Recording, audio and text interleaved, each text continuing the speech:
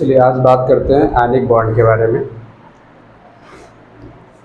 तो देखिए ionic bond क्या होता है, जो मेटल एंड नॉन मेटल के बीच, ठीक है, आयनिक बॉन्ड मेटल और नॉन मेटल के बीच इलेक्ट्रॉन के ट्रांसफर से बनता है।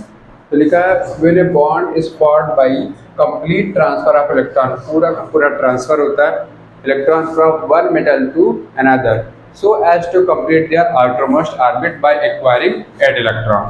ठीक है, एक मेटल से दूसरे मेटल की तरफ इलेक्ट्रॉन के कंप्लीट ट्रांसफर से बनता है ताकि मेटल का ऑक्टेट कंप्लीट हो सके। ठीक है, या तो ऑक्टेट कंप्लीट हो जाए या तो डुप्लेट कंप्लीट हो जाए। जैसे हम अगर केस लें एलिमेंट नंबर 1 से लेकर एलिमेंट नंबर 5 तक जो भी चीज़ें होती हैं वो ऑक्टेट हमारी डुप्लेट कंप्लीट करती हैं। उनके लास्ट बैलेंस में 2 इलेक्ट्रॉन कंप्लीट हो जाए तो स्टेबल हो जाते हैं। उसके बाद जितने भी एलिमेंट होते हैं उनके लास्ट बैलेंस में 8 इलेक्ट्रॉन कंप्लीट हो जाए तो वो हमारे स्टेबल हो जाते हैं। ठीक है, and hence acquire the stable nearest noble gas configuration, और नियरेस्ट नोबल गैस कॉन्फ़िगरेशन क्या करते हैं, एक्वायर कर लेते हैं। The bond form is called ionic bond, और इस कंडीशन से जो बॉन्ड फॉर्म होता है हमारा क्या कहलाता है, आयनिक बॉन्ड कहलाता है।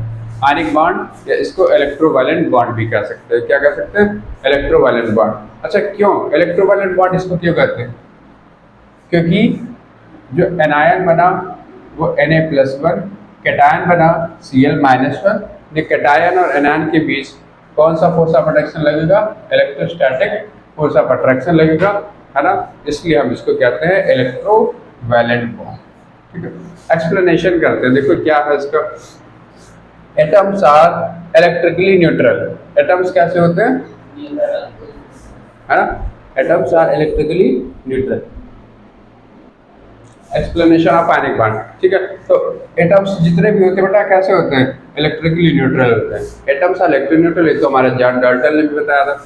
ठीक है, therefore they possess equal number of proton and equal number of proton. कोई भी एटम न्यूट्रल कब होता है, जब उसके अंदर प्रोटॉन और इलेक्ट्रॉन का नंबर क्या होता है, बराबर होता है। ऑन लॉजिंग एन इलेक्ट्रॉन, ठीक है, अब देखो अगर नहीं है तो हम उसको कर देंगे भाई, अगर नहीं है तो उसको क्या करेंगे, न्यूट्रल कर देंगे।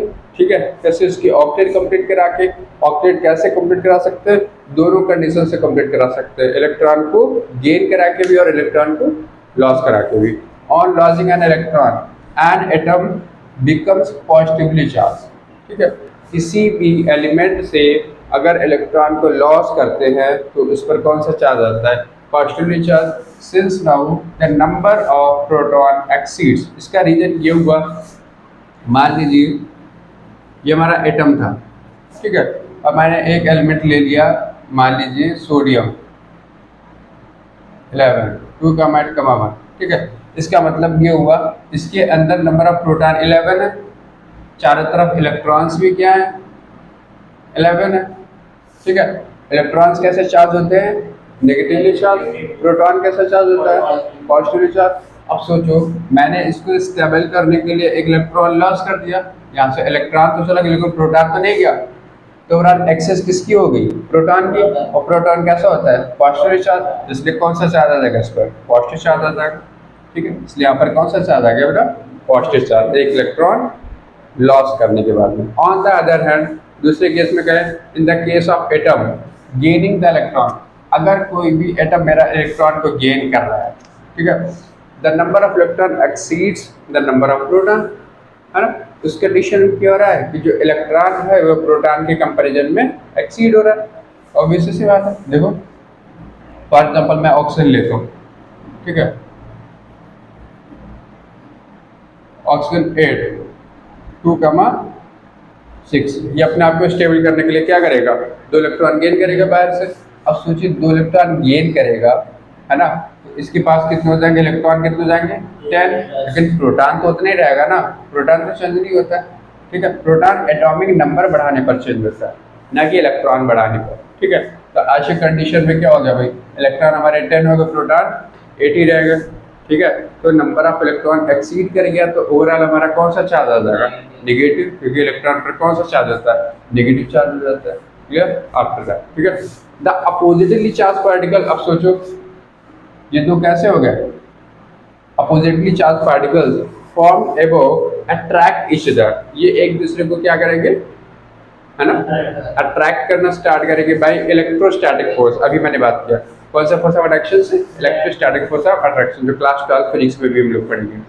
अब इलेक्ट्रोस्टैटिक फोर्स ऑफ अट्रैक्शन में जो बॉन्ड बनता है उस बॉन्ड को हम लोग क्या कहते हैं, इलेक्ट्रोवैलेंट बॉन्ड या ionic bond. I think clear. आप लोग यहाँ पर एग्जांपल भी देख सकते हैं, पहले सोडियम था, है ना, क्लियर है। तो मैंने क्या किया, इसको एक, और क्लोरीन था, क्लोरीन को एक इलेक्ट्रॉन्स की जरूरत थी और सोडियम को एक इलेक्ट्रॉन एक्स्ट्रा था, तो सोडियम ने अपना एक इलेक्ट्रॉन किसको दे दिया, क्लोरीन को दे दिया। रिजल्ट इज दैट सोडियम पर +1 चार्ज आ गया, क्लोरीन पर -1 चार्ज आ गया, इनके बीच में फोर्स ऑफ अट्रैक्शन लगा, है ना, बॉन्ड बन गया, आयनिक बॉन्ड। ठीक है। वैसे ही देखिए CaF2 कैल्शियम डाइफ्लोराइड,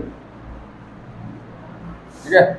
वैसे हमारा क्या बेटा, CaF2 कैल्शियम डाइफ्लोराइड, कैल्शियम है एटॉमिक नंबर 22882, ठीक है, 2 इलेक्ट्रॉन एक्स्ट्रा है, फ्लोरीन 92,7, 1 इलेक्ट्रॉन्स की कमी होती है। तो ये कैल्शियम अपना एक इलेक्ट्रॉन इस फ्लोरीन को देगा, एक इलेक्ट्रॉन इस फ्लोरीन को देगा, ओवरऑल 2 इलेक्ट्रॉन्स उसने दे दिए, तो क्या हो जाएगा Ca+2, और फ्लोरीन ने एक इलेक्ट्रॉन गेन कर लिया, तो क्या हो जाएगा F-1, F-1 को ओवरऑल कंबाइन करके क्या बन जाएगा, CaF2, ठीक है। वैसे ही हमारे यहाँ Na2S है, ठीक है, सोडियम के पास एक इलेक्ट्रॉन एक्स्ट्रा है और सल्फर के पास 2 इलेक्ट्रॉन की डायरेक्टली कमी है, तो ये दोनों अपने एक इलेक्ट्रॉन इसको ट्रांसफर कर देंगे, जिससे हमारा Na पर +1, एक Na पर +1 और S पर -2 आ जाएगा और कमान को बनाएंगे Na2S। चलिए आगे बढ़ते हैं।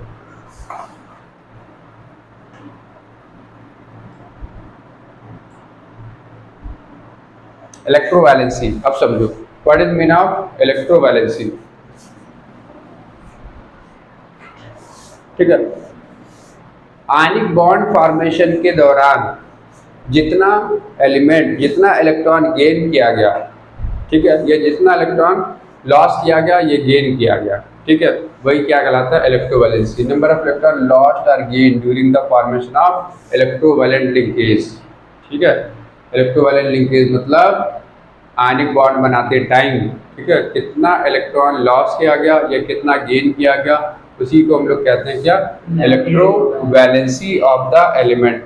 अब तो यहाँ पर गेन लॉस कहाँ पर हुआ है, अगर हम NaCl की बात करें तो सोडियम ने इलेक्ट्रॉन गेन ही तो किया था और क्लोरीन ने इलेक्ट्रॉन लॉस किया था, या सोडियम ने लॉस किया था, क्लोरीन ने गेन किया था, तो लॉस किया गेन किया, आपस में क्या बन गया भाई, इलेक्ट्रोवैलेंट बॉन्ड बन गया। For example sodium and calcium, sodium और कैल्शियम की बात करें, है ना, NaCl, तो एक इलेक्ट्रॉन लॉस किया गया, है ना, and 2 electron lost 1 and 2 electron respectively, ठीक है। सोडियम ने एक लॉस किया था जब हमने NaCl बनाया था, फिर बोलो, जब मैंने NaCl बनाया था तो सोडियम ने 1 इलेक्ट्रॉन लॉस किया था। We are talking about calcium, तो ये CaF2 बनाया था, तो कैल्शियम ने कितना इलेक्ट्रॉन लॉस किए थे, 2 इलेक्ट्रॉन लॉस किए थे, and so their valency, sodium की वैलेंसी 1, कैल्शियम की वैलेंसी 2। भाई वैलेंसी तो हम लोग पढ़ भी चुके हैं, वैलेंसी क्या होता है, नंबर ऑफ इलेक्ट्रॉन गेन और लॉस बाय एन एलिमेंट, किसी भी एलिमेंट के द्वारा कितना इलेक्ट्रॉन गेन किया जाता है, कितना इलेक्ट्रॉन लॉस किया जाता है, वो इसकी वैलेंसी कहलाती है, ठीक है। सिमिलरली अब गेनिंग की बात करें, यहाँ पर देखो क्लोरीन हो गया Cl-1, इसने एक इलेक्ट्रॉन गेन किया है, यहाँ पर 2 क्लोरीन थे, तो एक फ्लोरीन ने एक इलेक्ट्रॉन गेन किया था। तो देखो सिमिलरली क्लोरीन एंड ऑक्सीजन, हम ऑक्सीजन की बात कर लेते हैं, देखो ऑक्सीजन यहाँ क्या करेगा, O-2 बनाता है, तो कितना इलेक्ट्रॉन गेन करेगा, 2 इलेक्ट्रॉन गेन करेगा। Similarly chlorine and oxygen gain 1 and 2 electron respectively, chlorine और ऑक्सीजन क्या करेगा, 1 और 2 इलेक्ट्रॉन गेन करेगा रिस्पेक्टिवली, सो दे पोजेसन इलेक्ट्रोवैलेंसी, ठीक है, इसलिए इनकी भी इलेक्ट्रोवैलेंसी होती है। बताइए क्लोरीन की इलेक्ट्रोवैलेंसी कितनी हो गई, 1, क्लोरीन की इलेक्ट्रोवैलेंसी कितनी हो गई, 1, ऑक्सीजन की इलेक्ट्रोवैलेंसी 2, क्योंकि इसने 2 इलेक्ट्रॉन्स गेन किए हैं। इलेक्ट्रोवैलेंसी वैलेंसी होता है या वैलेंसी आयनिक बॉन्ड्स की, ठीक है। In other word valency is equal to the charge on the ion, या यहाँ पर कह सकते हैं, यहाँ पर मैं आयनिक बॉन्ड की बात करता हूँ, आयनिक बॉन्ड में अगर बात करूँ या इलेक्ट्रोवैलेंट कंपाउंड में बात करूँ, कि वैलेंसी जितना एलिमेंट पर चार्ज है वो भी रिप्रेजेंट करता है। देखिए अब सोडियम है, सोडियम पर प्लस का 1 चार्ज है, इसकी वैलेंसी कितनी हो गई 1। कैल्शियम पर कितना चार्ज है प्लस का 2, इसकी वैलेंसी कितनी हो गई 2। क्लोरीन पर कितना चार्ज है -1, वैलेंसी 1। क्लोरीन पर -1 वैलेंसी 1, ऑक्सीजन -2 वैलेंसी 2। या तो आप ऐसे भी देख सकते हो कि किस पर कितना चार्ज है। We can also decide the valency of the that element. Factor affecting formation of ionic bond. Ionic bond को बनाने के लिए कौन कौन से फैक्टर रिस्पॉन्सिबल होते हैं? तो सबसे पहला बेटा आयनाइजेशन एनर्जी या आयनेशन एंथैल्पी। एंथैल्पी बोलिए चाहे एनर्जी बोलिए, एक ही चीज़ होती है। चलिए तो पहले तो ये समझे कि आयनाइजेशन एनर्जी या आयनेशन एंथैल्पी होता क्या, ठीक है। तो ये हम लोगों ने पीरियोडिक टेबल में भी पढ़ा। ये वो कम से कम एनर्जी है, this is that the minimum energy which is required to remove the most loosely bonded valence electron from an isolated gaseous atom of 1 mole। ठीक है, तो लिखा ionisation enthalpy of an element is the amount of energy required to remove an electron from the outermost shell of an isolated atom in gaseous phase so as to convert it into a gaseous positive ions। ठीक है, तो किसी भी gases atom से gases positive ions में convert करने के लिए, ठीक है, हमें जितनी एनर्जी चाहिए, ठीक है, तो वो हमारी क्या कहलाती है ना, answer enthalpy. Gases positive ion मैंने क्यों बोला भाई, बोलो गैसेस पॉजिटिव आयन क्यों बोला, क्योंकि हम इलेक्ट्रॉन रिमूव कर रहे हैं, ठीक है ना।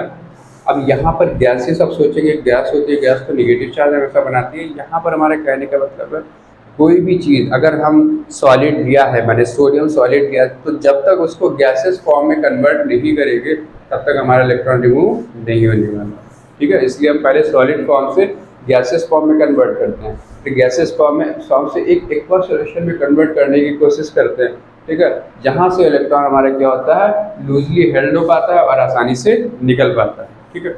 It is clear that lesser the ionization enthalpy, गौर करना, lesser the ionization enthalpy easier will be the removal of an electron। Electron का रिमूवल कर पाना उतना ही आसान होगा, ठीक है, गौर से समझो मेरी बात।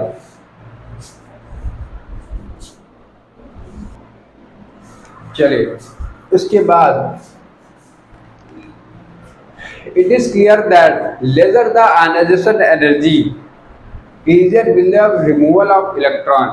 आपकी आयनाइजेशन एनर्जी जितनी कम होगी, ठीक है, आपकी आयनाइजेशन एनर्जी जितनी कम होगी, आपका रिमूवल ऑफ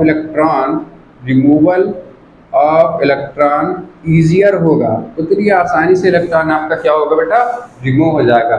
इसका रीज़न ये है, इसका रीज़न क्या है,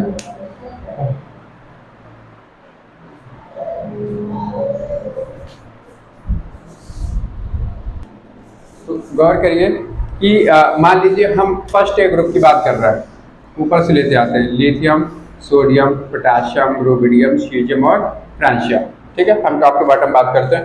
ऊपर से नीचे आने पर साइज इंक्रीज होता है, साइज इंक्रीज होगा तो न्यूक्लियस और आउटर मोस्ट वैलेंस इलेक्ट्रॉन के बीच की डिस्टेंस बढ़ेगी। अगर डिस्टेंस बढ़ेगी तो अफेक्टिव न्यूक्लियर चार्ज कम होगा, अफेक्टिव न्यूक्लियर चार्ज कम होगा तो न्यूक्लियस इलेक्ट्रॉन को आसानी से अट्रैक्ट नहीं कर पाएगा, रिजल्ट इज दैट इलेक्ट्रॉन आसानी से बाहर निकल जाएगा, आयनाइजेशन एनर्जी क्या हो जाएगी कम हो जाएगी, ठीक है। तो देखिए it is clear that the lesser the ionization enthalpy, यानी आयनाइजेशन एनर्जी कम हुई, क्यों, क्योंकि इलेक्ट्रॉन आसानी से निकल पा रहा है। अगर इलेक्ट्रॉन आसानी से नहीं निकल पा रहा होता, यानी वैलेंस इलेक्ट्रॉन को न्यूक्लियस काफी तेजी से अट्रैक्ट किए होता तो मुझे एनर्जी ज़्यादा चाहिए होती। अगर एनर्जी ज़्यादा चाहिए होती तो क्या होता, आसानी से हमारा केटायन भी नहीं बन पाता। तो लेजर द आयनाइजेशन एंथैल्पी, जितनी कम आयनाइजेशन एंथैल्पी होगी इसका मतलब इलेक्ट्रॉन का रिमूवल उतना ही आसानी से हो रहा है, और जितना आसानी से इलेक्ट्रॉन का रिमूवल होगा पॉजिटिव चार्ज का फॉर्मेशन भी उतना ही ईजियर हो जाएगा और greater the chance of the formation of ionic bond, ionic bond बनाने का चांस जो हो ज़्यादा हो जाएगा। बात की जा रही है ionisation enthalpy of alkali metal group first की बात की जा रही है, तो उसकी आयनाइजेशन एंथैल्पी कैसी होती है low, hence they have more tendency to form positive charge, इसलिए इनके पास पॉजिटिव चार्ज बनाने की टेंडेंसी ज़्यादा होती है। एल्किल मेटल इसलिए कहा जाते हैं more electropositive family in the periodic table. Periodic table में क्या है, ज़्यादा इलेक्ट्रोपॉजिटिव फैमिली है।